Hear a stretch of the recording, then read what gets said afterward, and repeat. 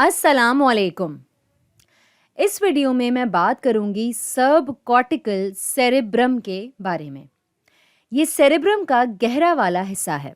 जब हम सेरेब्रम के अंदर गहराई में देखते हैं तो जैसा कि आप जानते हैं कि सेरेब्रम ब्रेन का ये ऊपर वाला हिस्सा है और सेरेब्रम के अंदर हमारे पास दोनों ग्रे और वाइट मैटर मौजूद होता है। अब मेरे पास यहाँ कुछ ड्राइंग्स हैं। इस वाली में हमारे पास ग्रे मैटर न्यूक्लियाई है और वाइट मैटर भी, और पूरा सेरेब्रम घिरा हुआ है ग्रे मैटर से, जिसको हम सेरेब्रल कॉर्टेक्स कहते हैं। और ये जो गहरे स्ट्रक्चर्स हैं, ये गहरे वाइट मैटर और ये गहरे ग्रे मैटर न्यूक्लियाई, हम इसको कहते हैं सब कॉर्टिकल, क्योंकि ये सेरेब्रल कॉर्टेक्स से ज़्यादा गहराई में होते हैं। ये सेरेब्रल कॉर्टेक्स के नीचे होते हैं। तो मेरे पास यहाँ 3 अच्छी ड्राइंग्स हैं जिसमें मैं दिखा सकती हूँ कुछ स्ट्रक्चर्स जो सेरेब्रम के सब कॉर्टिकल स्ट्रक्चर्स हैं।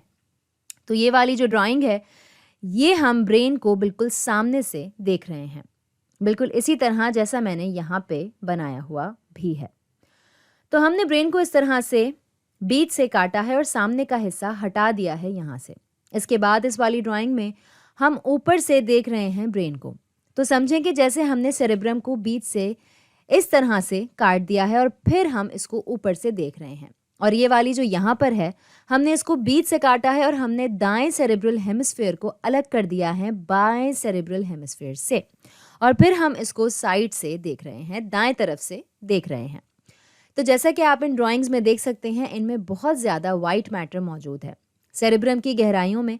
और ये जो सेरेब्रल हेमिस्फेरिक वाइट मैटर है, इसमें शामिल होते हैं माइलिनेटेड एक्सॉन्स, जो सेरेब्रल कॉर्टेक्स से या तो आ रहे होते हैं या वहाँ जा रहे होते हैं। और सब कॉर्टिकल स्ट्रक्चर से भी, जैसे कि ये ग्रे न्यूक्लिया जो सेरेब्रम की गहराई में मौजूद है, और ब्रेन स्टेम से भी, तो यहाँ ये हम ब्रेन स्टेम भी देख सकते हैं। और ये सारा वाइट मैटर आपस में जुड़ा हुआ है और इस वाइट मैटर के बहुत से मुख्तलिफ नाम भी हैं। मैं अभी सिर्फ 2 के नाम बताऊंगी। एक अहम सब कॉर्टिकल वाइट मैटर स्ट्रक्चर जो सेरेब्रम की गहराइयों में मौजूद है, वो है ये वाला। इसको मैं रंग भी दे देती हूँ ताकि इसको समझना आसान हो, और इसका नाम है इंटरनल कैप्सूल। और अगर इसको हम इस वाली ड्राइंग में देखें, इसको यहाँ पे रंग पहले से किया हुआ है। ये कुछ ग्रे मैटर न्यूक्लियाई को इस तरह से अलग भी कर देता है और दिखने में ये अंग्रेजी हुर्फ वी की तरह है। और इंटरनल कैप्सूल में शामिल होते हैं बहुत अहम पाथवेज, जिनमें इंफॉर्मेशन सफ़र करती है सेंट्रल नर्वस सिस्टम के इर्द गिर्द। इसमें शामिल होता है कॉर्टिकोस्पाइनल ट्रैक्ट भी, जिनमें होते हैं अपर मोटर न्यूरॉन्स, और ये भी गुजरते हैं इंटरनल कैप्सूल्स से। कई सारे वाइट मैटर स्ट्रक्चर्स जोड़ते हैं इन 2 सेरेब्रल हेमिस्फीयर्स को, और मैं अभी नाम लूँगी सबसे बड़े वाले का जो यहाँ मौजूद है, जो जोड़ रहा है दाएं और बाएं हेमिस्फीयर को। और इस वाली ड्राइंग में भी आप इसको यहाँ देख सकते हैं ऊपर से। और इस वाली में ये है वो वाला वाइट मैटर, और इसको कहते हैं कॉर्पस कैलोसम। दूसरे कनेक्शंस भी हैं, लेकिन ये सबसे ज़्यादा अहम है, जो इजाज़त देता है इंफॉर्मेशन को सफ़र करने की एक हेमिस्फीयर से दूसरे सेरेब्रल हेमिस्फीयर तक। कई सब कॉर्टिकल न्यूक्लियाई काम करते हैं एक यूनिट की तरह, तो इन सबको एक साथ कहते हैं बेसल गैंग्लिया। और अगर हम इसको सामने से देख रहे हैं, ये वाले न्यूक्लियाई यहाँ पर, ये हैं हिस्सा बेसल गैंग्लिया का, और ये वाला यहाँ पर भी। और अगर अब हम ऊपर से देखें, ये वाले न्यूक्लियाई यहाँ पर, ये हैं हिस्सा बेसल गैंग्लिया का, और ये वाला भी।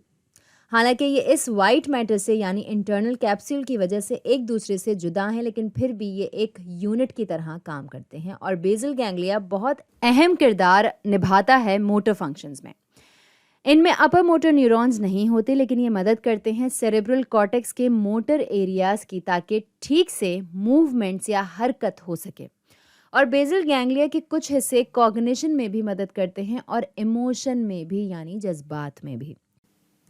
एक और ग्रुप सब कॉर्टिकल सेरेब्रल न्यूक्लियाई का कहलाता है थैलेमस। इसको कभी कभी डायनसेफेलॉन के नाम से भी जाना जाता है। और अगर हम इसको ऊपर से देखें तो ये वाले सारे न्यूक्लियाई, ये सब हैं थैलेमस। और अगर हम हेमिस्फीयर्स के दरमियान देखें तो थैलेमस यहाँ पर पाया जाएगा।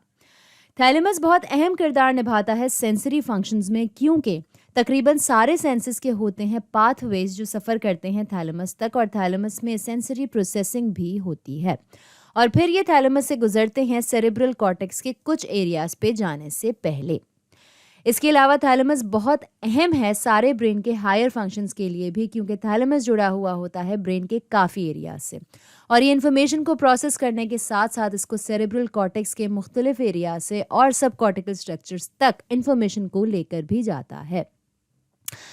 अब जो आखिरी कलेक्शन है न्यूक्लियाई की जिसके बारे में मैं आपको बताऊंगी, इसका नाम है हाइपोथैलेमस और कहते हैं क्योंकि थैलेमस के बिल्कुल नीचे पाया जाता है। तो ये वाला एरिया यहाँ पर ये है हाइपोथैलेमस। इस वाली तस्वीर में ये थोड़ा सा हिस्सा नज़र आ रहा है हाइपोथैलेमस का और इसको कहते हैं पिट्यूटरी ग्लैंड। पिट्यूटरी होता है मास्टर ग्लैंड जो बहुत बड़ा किरदार निभाता है जिस्म के बाकी सारे ग्लैंड्स को कंट्रोल करने में, और इस ग्लैंड के सिस्टम को हम कहते हैं एंडोक्राइन सिस्टम। तो हाइपोथैलेमस का बड़ा किरदार होता है एंडोक्राइन सिस्टम को कंट्रोल करने में और इसके साथ इंटरैक्ट करने में। और थैलेमस की तरह ये भी ब्रेन के कई एरियाज से और हिस्सों से जुड़ा हुआ होता है और ब्रेन के काफ़ी हायर फंक्शंस को निभाने में इसका भी बहुत हाथ होता है। तो आज के लिए इतना ही।